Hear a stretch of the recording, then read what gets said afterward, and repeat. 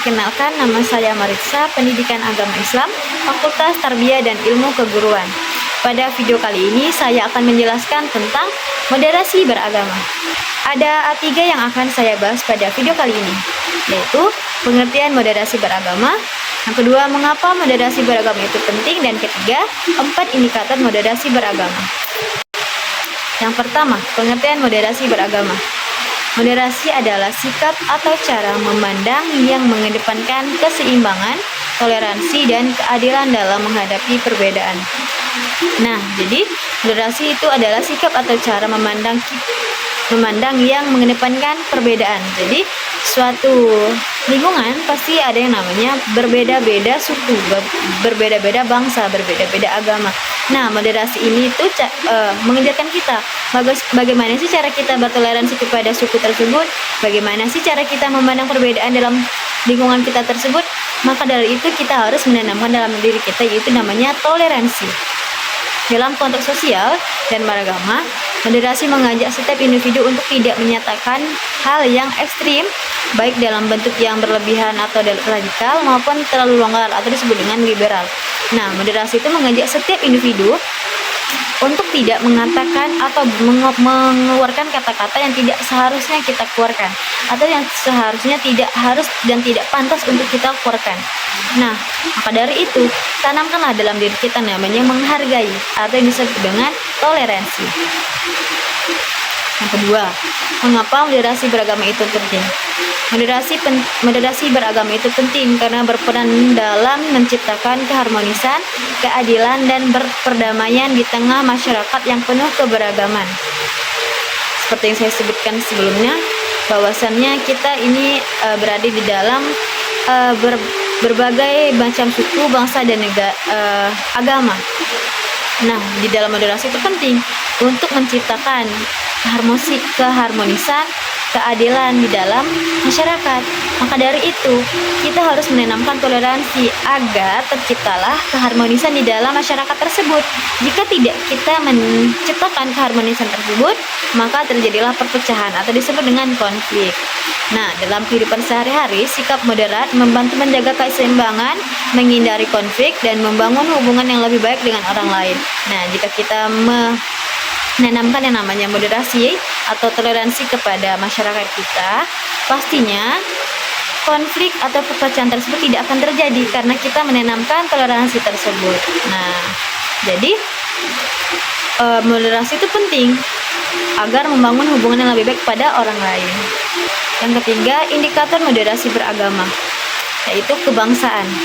Moderasi beragama harus sejalan dengan nilai-nilai kebangsaan seperti cinta tanah air, menjunjung tinggi Pancasila, dan menghormati konstitusi negara. Nilai kebangsaan, cinta tanah air. Cinta tanah air itu yang seperti kita lakukan setiap hari Senin, mengadakan namanya upacara bendera merah putih. Di situ menciptakan atau mengingatkan kita bahwasannya kita pernah dijuang oleh pahlawan kita untuk memerdekakan Indonesia, ya. Jadi maka dari itu nilai-nilai kebangsaan itu seperti cinta tanah air, menjunjung tinggi Pancasila. Nah, Pancasila ada 5 dasar. Di dalam 5 dasar itu harus kita junjung tinggi, harus kita hormati, harus kita hargai, harus kita jalani kelima dasar tersebut.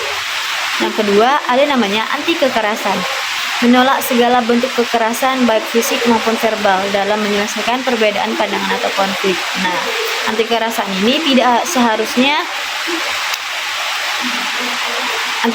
ini yang kedua, anti kekerasan, menolak segala bentuk kekerasan baik fisik maupun verbal dalam menyelesaikan perbedaan pandangan atau konflik. Nah, anti kekerasan ini harus kita terapkan dalam kehidupan kita. Jikalau kita tidak menerapkan anti kekerasan, akan terjadilah perpecahan atau akan terjadilah namanya konflik di dalam masyarakat. Karena anti kekerasan ini menolak segala bentuk kekerasan maupun fisik, kan. Nah, tidak setiap masalah itu harus diselesaikan dengan kekerasan. Tidak. Jikalau kita menanamkan yang namanya moderasi, kita akan berbicara dengan yang bermasalah atau yang melakukan permasalahan tersebut. Kita kita komunikasikan apa sih penyebabnya, apa sih yang terjadi sebenarnya. Disitulah yang namanya komunikasi. Nah, jika sudah itu terjadi, jika sudah itu kita lakukan yang namanya komunikasi tersebut, kekerasan ini tidak akan terjadi. Maka dari itu tanamkanlah yang namanya moderasi dalam menyelesaikan perbedaan pandangan atau konflik. Terus ada namanya toleransi, kemampuan untuk menghormati dan menerima perbedaan baik dalam keyakinan, budaya maupun tradisi tanpa memberi izin kepada pihak lain. Nah, toleransi ini menghormati atau menerima perbedaan. Setiap pertemanan atau setiap lingkungan masyarakat pasti ada namanya perbedaan.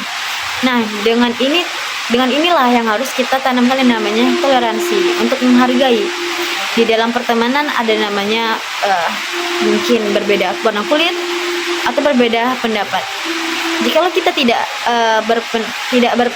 sependapat dengannya, hargailah, jangan melakukan yang namanya kekerasan karena tidak sama pendapatnya. Hargailah pendapat tersebut, kita tampung, kita sharing kembali bagaimana titik keluarnya, bagaimana solusinya. Disitulah yang namanya tadi komunikasi, agar tidak terjadi namanya kekerasan. Selanjutnya, penerimaan terhadap tradisi. Menerima keberadaan tradisi dan budaya lokal selama tidak bertentangan dengan nilai-nilai agama. Hal ini mencerminkan sikap inklusif terhadap kearifan lokal sebagai penerimaan terhadap tradisi.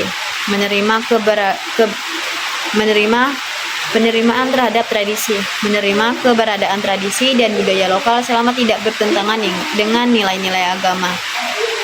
Nah, jikalau kita berbeda tradisi dengan orang lain, kita hargailah, kita hormatilah tradisi tersebut. Setiap orang, setiap suku pasti memiliki tradisi yang berbeda-beda. Maka dari itu, hargailah tradisinya. Selama itu tidak melenceng dari ajaran kita, agama Islam, masih seharusnya, sudah sepantasnya dan seharusnya untuk kita hargai dan kita hormati. Akan tetapi, jika itu sudah bertentangan dengan nilai agama kita sebagai yang melihat atau menyaksikan, hendaklah